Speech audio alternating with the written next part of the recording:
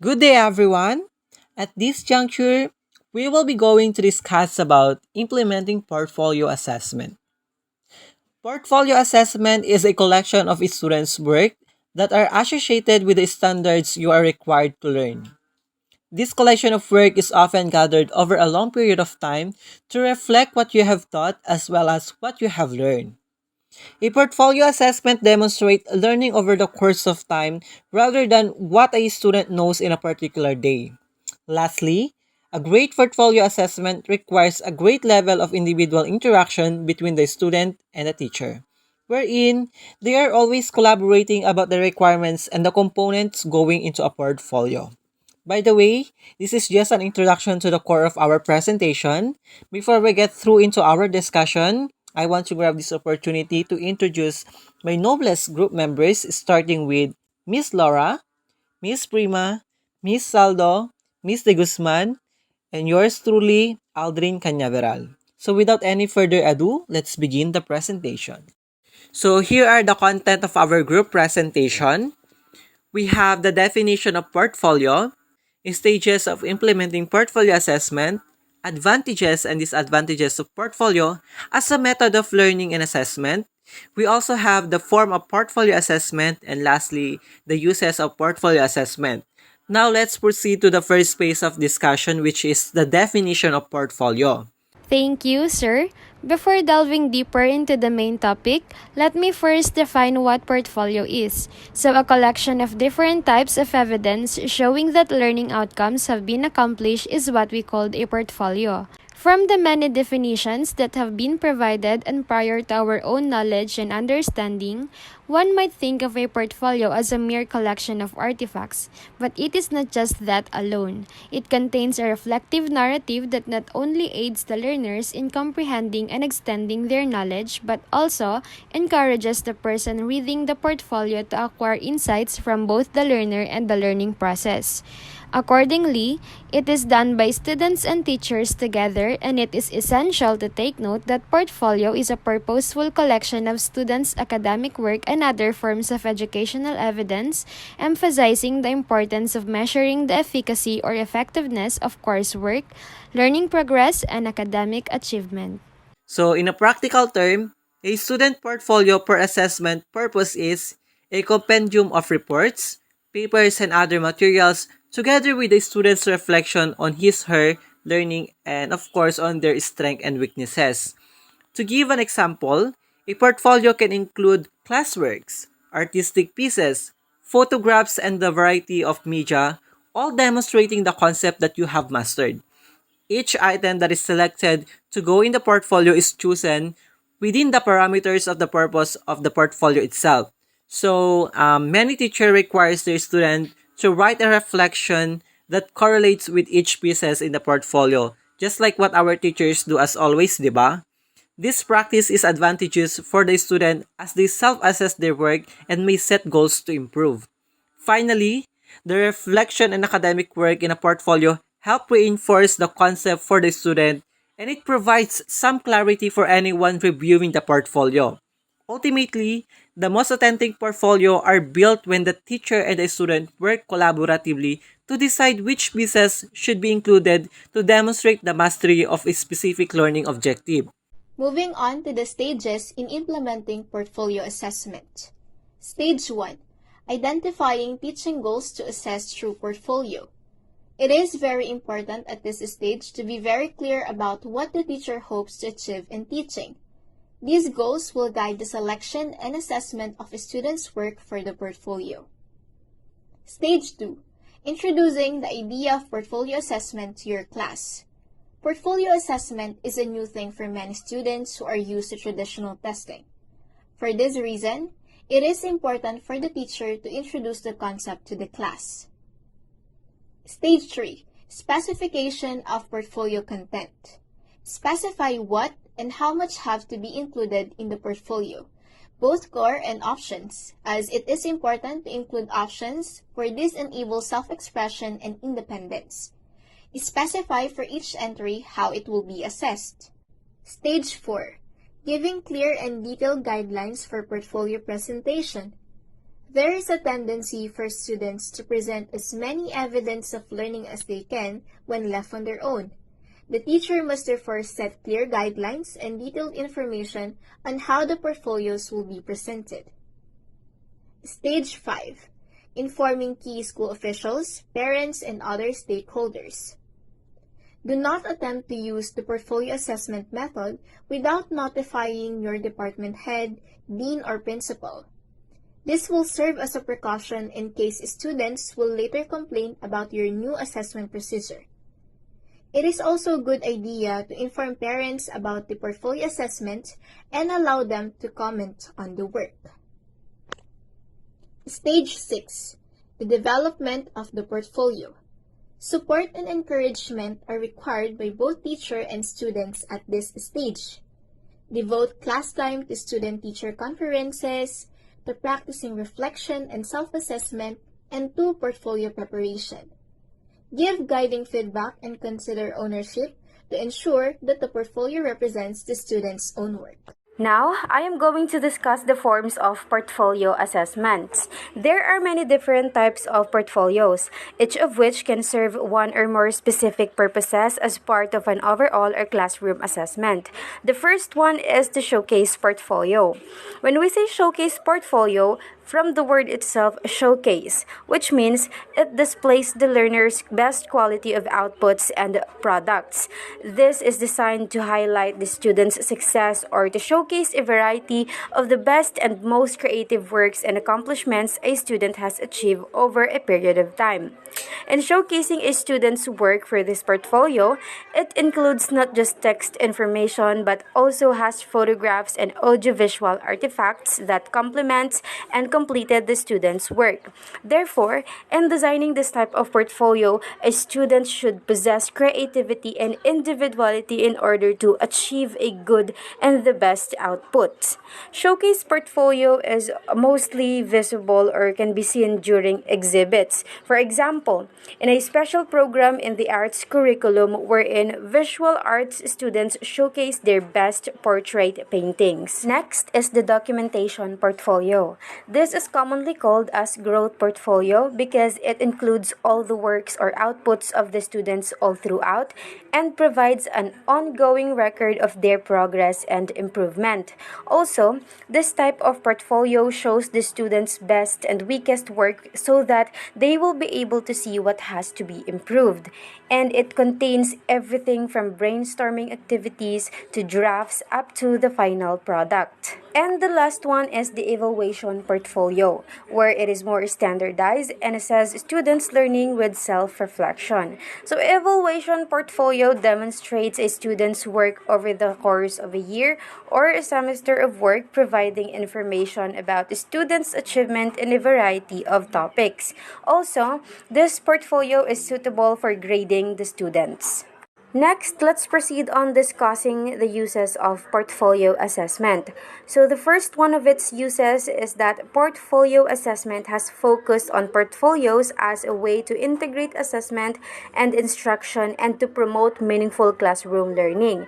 So portfolio is prominent in this case because it could be used as an effective tool for better incorporating assessment and education in the classroom. Whereas this assessment can be in form of a scrapbook or document that entails a student's accumulated efforts and learning throughout time. They provide useful information on student progress and skill mastery. That data, in combination with student reflection, gives useful information on how each student learns and what is essential to him or to her during the learning process. Both students and teachers benefits from this in terms of achieving meaningful learning in the educational sector. The next one is that portfolio provides students with the opportunities to become more reflective about their own work while demonstrating their abilities to learn and achieve in academics. So through this, students could gain better possibilities in becoming introspective while also improving their abilities to acquire and reach a high level of academic competency by using a portfolio. Considering on using a portfolio design enables students to take a greater ownership and responsibility for their learning. Portfolios, as at certain institutions, are a tool for students to criticize and evaluate their own work and academic achievement, typically while determining what to put in their portfolios. Moreover, this portfolio design is a guide that favors on the students' growth that can steer them off to their course. Lastly is that it serves as summative assessment purposes in the classroom, serving as the basis for letter grades. So student conferences at key points during the year can also be part of the summative process. Such conferences involve the student and teacher and perhaps the parent in joint review of the completion of the portfolio components in querying the cognitive process related to artifact selection and in dealing with other relevant issues such as students' perception of individual progress in reaching academic outcomes.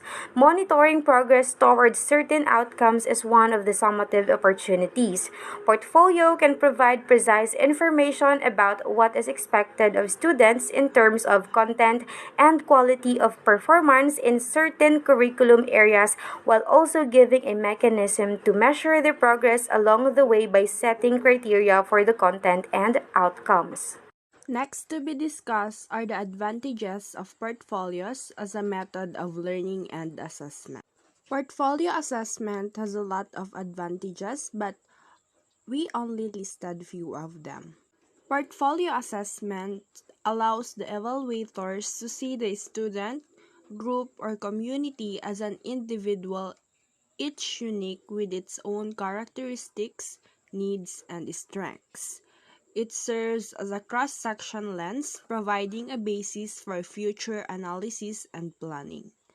And it serves as a concrete vehicle for communication, providing ongoing communication or exchanges of information among those involved. Portfolio assessment provides more authentic and valid assessment of students' achievement and comprehensive views of students' performance in context, and encourages students to develop independent and self-directed learners, and enhances communication among teachers, students, and parents. It can provide opportunities for learners to demonstrate his weakness and his strengths, and for teachers to direct their teaching. It also can encourage students to take responsibility for their own learning and enhance student-teacher communication. In addition, portfolio assessment has a potential to demonstrate students' learning process and learning over time. As a result, portfolio gives detailed information about students' development in learning process to teacher, parents, and students themselves. Next are the disadvantages of portfolios as a method of learning and assessment. Portfolio assessment may be seen as a less reliable or fair than more than quantitative evaluations such as test scores. It can be very time-consuming for teachers or program staff to organize and evaluate the contents, especially if portfolios have to be done in addition to traditional testing and grading. Lastly, having to develop your own individualized criteria can be difficult or unfamiliar at times. Although using of portfolios has some advantages and benefits in education, it has some disadvantages and burdensome.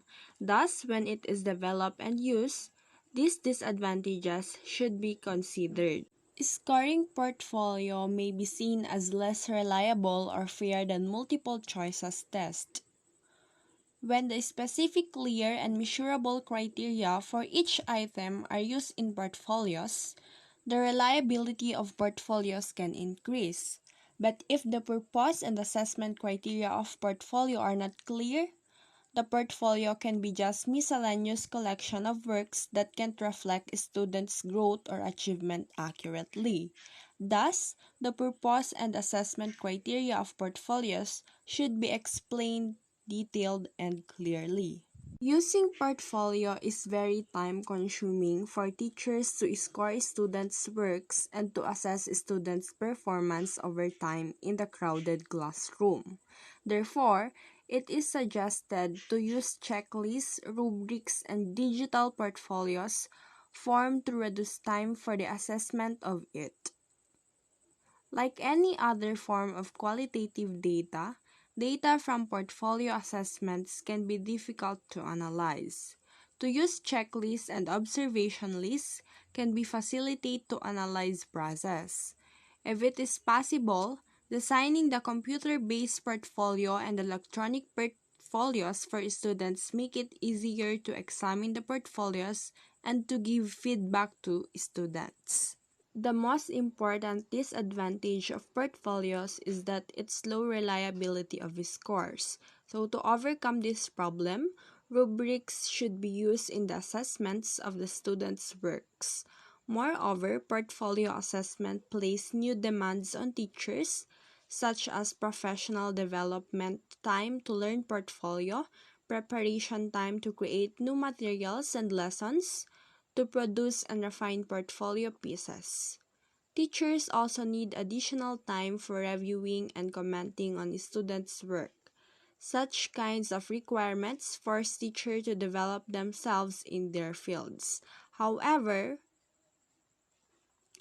some research shows that some teachers see portfolios as a worthwhile burden with tangible results in instruction and students' motivation. This fact is very important in terms of the application of portfolio. So to cope up with the possible limitations or disadvantages of portfolios, teachers who tend to use portfolios should be educated before assisted and supported in the portfolio application process by experts. For the key takeaways, it is important to highlight that a portfolio assessment is a collection of student works that are associated with standards you are required to learn. The portfolio may be used to demonstrate learning and growth over time. It may be used to promote a student's abilities, or it may be used to evaluate a student's learning within a specific course. A portfolio assessment is often deemed an authentic form of assessment because it includes authentic samples of a student's work. That concludes our presentation. Thank you for listening and God bless.